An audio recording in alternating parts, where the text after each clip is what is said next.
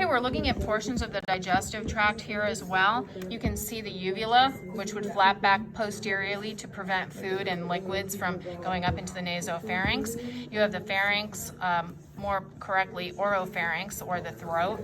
As you come down, this would be the epiglottis, which would close down over the glottis so that food would not enter the trachea, which is the more anterior structure. The flapping down of the epiglottis would force the food posteriorly into the esophagus, which is this structure here. So coming down, lower esophageal sphincter would prevent regurg back from the acidic chyme back up into the esophagus. The cardiac region of the stomach is up here. The body of the stomach.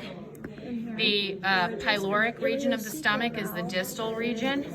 The folds in the stomach are called rugae. The ridges are rugae. You also have greater curvature of the stomach here, lesser curvature of the stomach.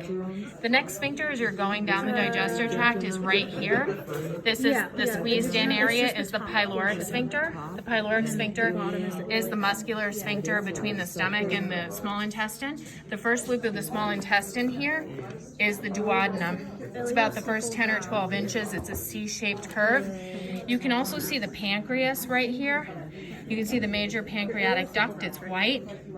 You can see the common bile duct, it's green coming down. The common bile duct will fuse with the pancreatic duct and enter the duodenum at the major duodenal papilla, which I don't really see in this particular model.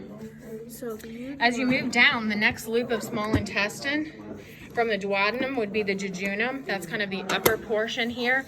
And then the most distal portion of small intestine is ileum. That's down here. As you follow the ileum to its final destination, you hit the ileocecal valve. That's the next sphincter between the ileum, which is the distal small intestine, and the cecum, which is this blind dead-end pouch. It's the first portion of the large intestine or large bowel, ileocecal sphincter right here. Attached to the cecum is the vermiform appendix. It's about the size of your pinky. The transit will move upwards through the ascending colon. This would be the hepatic flexure or the right colic flexure. Moving across would be the transverse colon. On the left side, you have the splenic flexure or the left colic flexure. Moving down the descending colon, that will dive posteriorly to become the sigmoid colon. And as it comes back around and comes down here, this is the rectum, which is kind of the storage tank of the large bowel. And then the last sphincter would be the anal sphincter. You have internal and external anal sphincter, the muscles. So one is involuntary and the other out here is voluntary. That would be potty trained. If you look at the liver, there's 4 lobes. The large lobe on the right is the right hepatic. It's the right lobe, the left lobe over here, falciform ligament in between. Underneath you can see the gallbladder.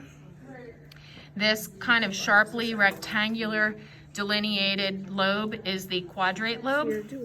This other kind of rounded lobe here, and sorry I just lost somebody's sticker here. This is the caudate lobe. Coming down from the gallbladder you can see the cystic duct, and we'll have to look at more ducts to see more of those parts. If we go back quick to the small intestine, the ridges of the small intestine, if I pull this off, the ridges of the small intestine are plica circularis. The muscular stripe here on the large bowel is teniacoli. The ridges in the large bowel are haustra.